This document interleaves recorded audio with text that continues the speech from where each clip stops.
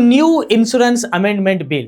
There are some big changes took place in this sector and it is going to impact all our lives.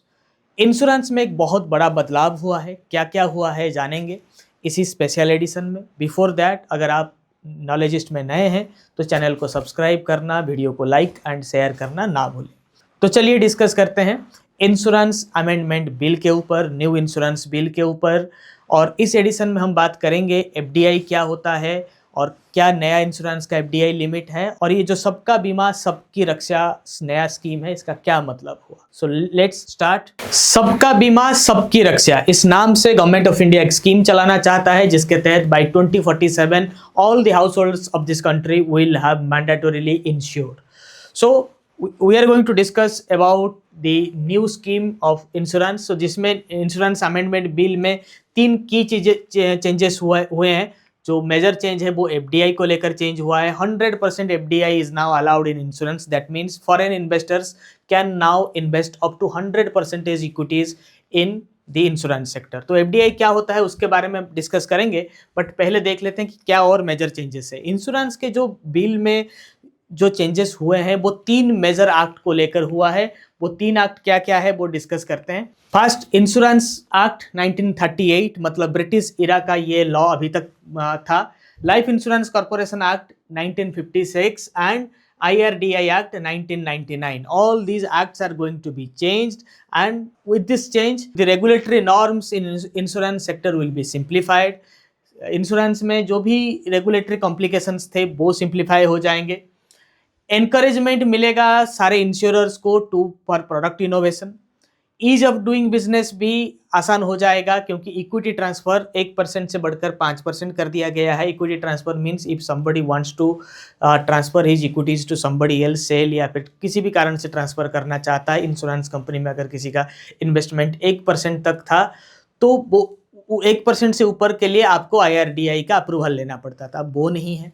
बहुत सारे सुविधाएं हैं ease of doing business में। जो री insurers थे उनके नेटवर्थ मिनिमम 5,000 करोड़ का होना था, but now up to 1,000 crore net worth, मतलब जिनके पास 1,000 करोड़ का नेटवर्थ है, they can now start re insurance business in India. What is re insurance business? Re insurance business is the insurance for insurance companies. What is insurance? It is a risk premium which you pay for unforeseen conditions of your life। Insurance क्या होता है? Insurance एक बहुत सुंदर product है और finance में कोई अगर ब्यूटीफुल प्रोडक्ट आज तक बना है तो वो इंश्योरेंस है, मगर सबसे ज़्यादा बदनाम प्रोडक्ट भी यही है। जैसे आपने अभी इंडिगो क्राइसिस में देखा होगा, बहुत लोग चिल्ला रहे थे, बहुत लोग परेशान हो रहे थे, मगर उनमें से बहुत सारे लोगों के पास ट्रैवल इंश्योरेंस नहीं होगा जिसके कारण वो इतने चिंतित थे। जो भी नुकसान होता है वो भरपाई कर देता है ट्रैवल इंश्योरेंस। 200-300 का लगता है, फिर आप पेमेंट करते हैं। बैगेज डिले, बैगेज मिसप्लेस, आपका फ्लाइट कैंसलेशन, फ्लाइट रीशेड्यूलिंग, सब में आपको पैसा मिलता है। हाँ, टेक्निकल कारण से होना चाहिए, नेचुरल कैलामिटीज के कारण होने पर आपको नहीं मिलता है। But if there is a risk there is a way out. अगर कोई रिस्क है तो वो इंश्योरेंस कैटर करता है। बट इंडिया में क्यों इतना ज़्यादा बदनाम है insurance? Because of endowment policies. most of our household has done saving through insurance। आप किसी गलत प्रोडक्ट को किसी गलत प्रोडक्ट के साथ कंबाइन करेंगे तो यही होगा। जैसे आप मान लीजिए शराब सबसे बदनाम प्रोडक्ट है, मगर it's a beautiful innovation for all those who are residing in Arctic region. वहाँ पे इसका काम है तो आर्कटिक रीजन या फिर कोई कोल्ड एरिया में, यूरोपियन कंट्रीज में है तो उसके लिए ये बहुत एक शानदार प्रोडक्ट है। But if you consume that in Indian conditions with fake, मतलब आपके जो नकली शराब मिलते हैं उसको आप बड़ी दोपहरी में पीकर रास्ते में आएंगे तो फिर भाई हालत ख़राब होने वाला है। उसी तरह से सेविंग्स के नाम पर, अगर आप इंश्योरेंस के नाम पर आप सेविंग्स करेंगे तो आपको 2-3% का रिटर्न मिलेगा। So endowment plan is not what we are talking about. Insurance is a risk premium and जो भी अनफोर्सिन कंडीशन है, आपका मेडिकल हुआ, घर टूट गया, जो भी है, सबके लिए एक इंश्योरेंस है, जैसे जनरल इंश्योरेंस हो या फिर life insurance. It is a safe guard against an unforeseen condition, right. तो ये सब चेंज हो जाएगा। पॉलिसी होल्डर को प्रोटेक्शन मिलेगा, ट्रांसपेरेंसी मिलेगा, सॉल्वेंसी एंड रिस्क मैनेजमेंट भी हो जाएगा इससे, राइट। ये जो है मेजर चेंजेस हैं इसमें। और expansion of insurance coverage, affordability of insurance products, digital distribution and insurtech, simplified policy terms, faster claim settlement, financial literacy and insurance awareness will be there. So 2047 is the aspirational year for all of us, because India wants to be a developed country by the year 2047.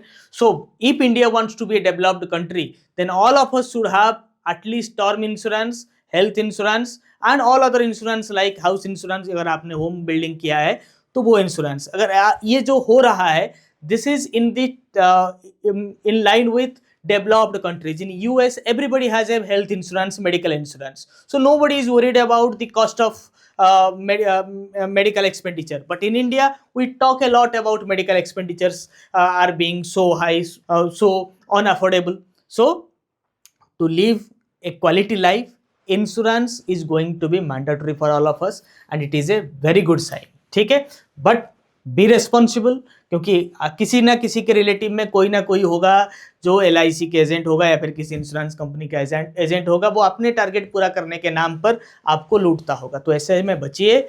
Insurance में आप term insurance, medical insurance जो सिर्फ और सिर्फ आपको risk protection दे, उसमें invest करें.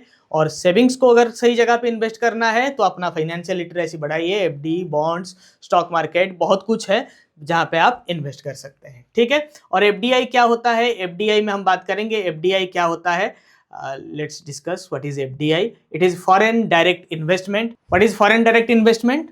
Involves a long-term commitment or a strategic investment.